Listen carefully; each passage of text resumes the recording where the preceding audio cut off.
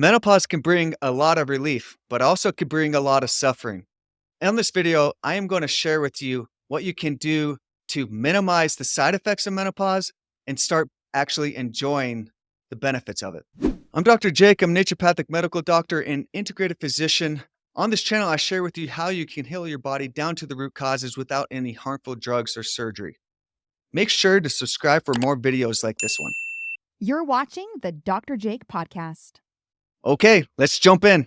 Let's dive in. What is menopause and what is perimenopause? So let's start with the beginning one, perimenopause. This is the beginning points of your hormones start decreasing.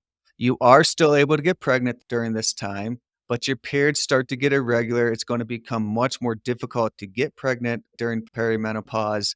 You might get spotting, or you might get really heavy periods, or you get really light periods.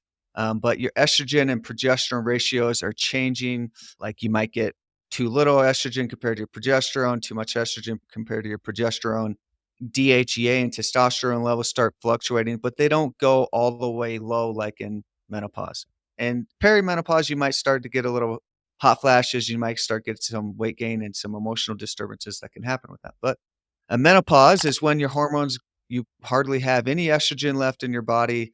You're not having periods anymore. It's when you're not having a period for a long period of time. I'm not remembering the exact time. I think it's about 6 months to 12 months of not having a period for us to absolutely diagnose you with menopause. But it's when your hormones are low, estrogen is low, your progesterone starts to get low, your testosterone decreases, your DHEA decreases also. Do we get to a place in women that your estrogen is totally eliminated, progesterone is eliminated, testosterone, DHEA? This all depends on the woman.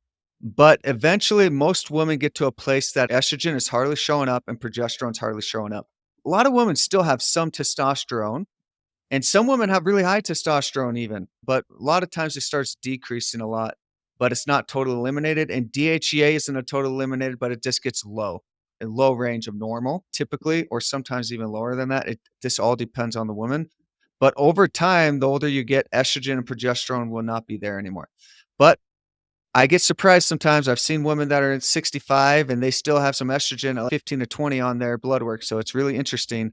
But majority of people, it's like less than zero point 0.5 of estradiol. So what are some of the positive effects of menopause? So probably the favorite one of most women is you're not having periods anymore, which is awesome, right? You don't have to deal with the cramping, the bleeding, all the emotional disturbances that can happen or whatever. With menopause, that's gone. That's awesome. That's great. You don't have to do birth control or have to worry about that or any timing or anything. Yeah, you're not going to get pregnant anymore. So that's that. No worry there. It's not like worrying about missing a period or anything like that. So that's definitely a huge bonus too. So I think those are the top two that I could think of probably the most beneficial things of menopause. What are some of the negative effects that happens with menopause? So what happens is, like we talked about, your estrogen and your progesterone, testosterone, DHEA decrease, and there's always symptoms that go along with that. So, for example, with estrogen, your estrogen decreases. Yeah, you're going to get hot flashes. Most women know about that.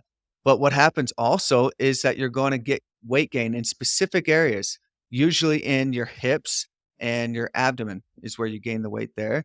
Also, your memory is going to get more poor. You're going to have emotional disturbances many times, some depression and irritability. And also your bones are going to start weaken. And so that's going to increase your risk of osteoporosis. And I talked about the memory, but also decreased estrogen can lead to Alzheimer's disease. So what are some of the symptoms with progesterone? So decreased progesterone can lead to weight gain also, but it leads to insomnia, difficulty falling asleep. It leads to depression and anxiety, and also leads to bloating and headaches. Testosterone, so that leads to decreased libido. It could lead to hair thinning, also weight gain and difficulty building muscle. Decreased DHEA levels can lead to obesity also. A lot of good research on that. Also poor muscle mass formation, depression, and cardiovascular disease. So those are all the negative effects that can happen when your hormones start decreasing. And a lot of these things are like, hey, that's just what happens with age, right? You have increased risk of your bones breaking, you have increased risk of cardiovascular disease, and you have Alzheimer's disease. These are all diseases of old age. What can we do about it when this is a natural process? And there are some things we definitely can do to help at least decrease your risk of some of these diseases. What are some of the things that we can do to decrease some of the side effects of menopause or increase our longevity? Is the best thing that I like to do is bioidentical hormone replacement therapy. So that is different than hormone replacement therapy.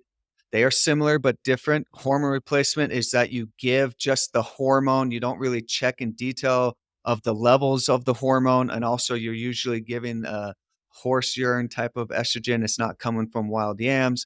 Bioidentical hormones is coming from wild yams, sometimes it's coming from soy, and it is prescribed in a way that's biological to the body, so your body would naturally make it, not making the levels too high in hormone replacement many times.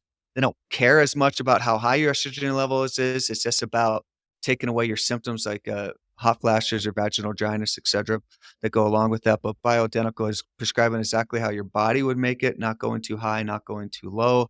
It's coming from a natural source, and then we always check in every year to make sure that the hormones are well balanced. So what we do is we put them in the right range based on the research. So estradiol, for example, we like to keep that level at, based on your blood level, 30 to 50. Progesterone, we like to keep that around 5 to 10. DHEA, we like to keep that around 200. Testosterone, total testosterone, we want to keep that around like 50 to 70. So these are some of the numbers that when you go to a doctor that is an expert in bioidentical hormone replacement therapy and treating menopause and decrease in longevity, this is what they're looking at. But let's dive into like labs aren't perfect, right? Not every woman is the same. This is based on research and big cohorts of people. But what I see with women is some women can't get their levels to those levels that I talked about.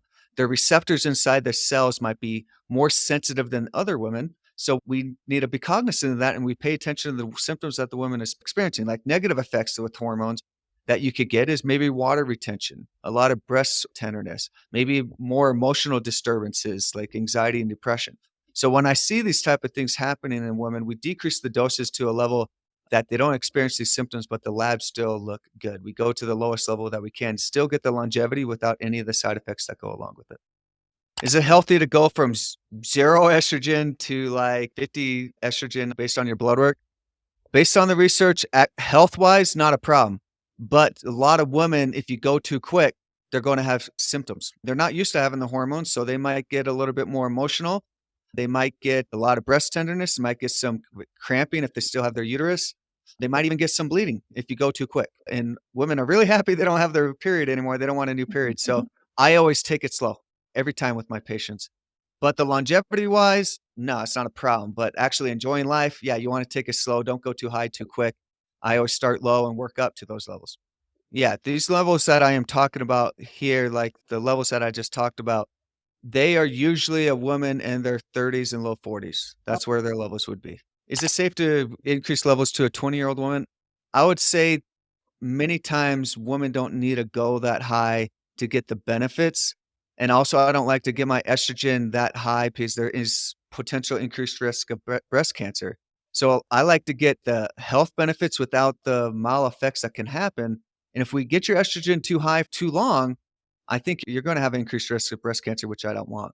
So I don't like to go higher than that. I know there are a lot of hormone prescribing doctors out there that go really high, especially on testosterone and on estrogen, and some go really high on their progesterone. You tailor it to each patient, but I'm not a huge fan of majority of patients going that high. Yeah, so around the 1990s or early 2000s, I don't remember the exact date there was a nurses' health study that came out that was an epidemiological study. It was over like 20 or 30 years that they tracked women and they checked all kinds of things with women. And one of the pieces that they looked at is, okay, hormone replacement therapy and cancer. And they did see that women that were taking hormone replacement therapy did have an increased risk of getting breast cancer. But what's interesting about this study too is they had a 30% decreased rate of total cause mortality. In other words, meaning they were living 30% longer than those that weren't doing hormone replacement therapy. So you were actually living longer with hormone replacement therapy. You might have been getting breast cancer more often, but you're still living longer. And that is because of the decreased fracture risk, so your bones get stronger, the decreased risk of cardiovascular disease, so heart attacks, strokes, etcetera, and also they were getting Alzheimer's as often. So these are major causes of death. Cancer is not the only cause there. There's a lot of other causes, right? And what's interesting is those women that were doing hormone replacement therapy were getting very early stage 0, stage 1s type of breast cancers compared to those that were getting diagnosed with more, they were having more severe breast cancers at that point.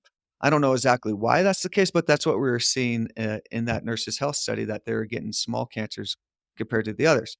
But in this study too, they weren't actually looking at, like I was saying, certain numbers that I look at and where I want to keep them. They weren't looking at that at all. They were just looking at hormone replacement therapy and increased risk. And probably a lot of these women had really high estrogen levels because they weren't testing them. They were just prescribing estrogen until they felt good and how they wanted to feel. They had decreased hot flashes. They didn't have vaginal dryness. Their moods were better. Their energy were better, etc. So, yeah, that's that study. It's really interesting. We could go on a long time about the ins and outs of that study. If you want to reach out to me or some of my other great doctors, visit our website, integrativemedica.com. Find our phone number there, give it a call, talk to our receptionist to set up a visit. You also could set up a visit directly from the site there. If you want to learn more about women's health and longevity, click my videos to the right. I'm Dr. Jake, and I'll see you there.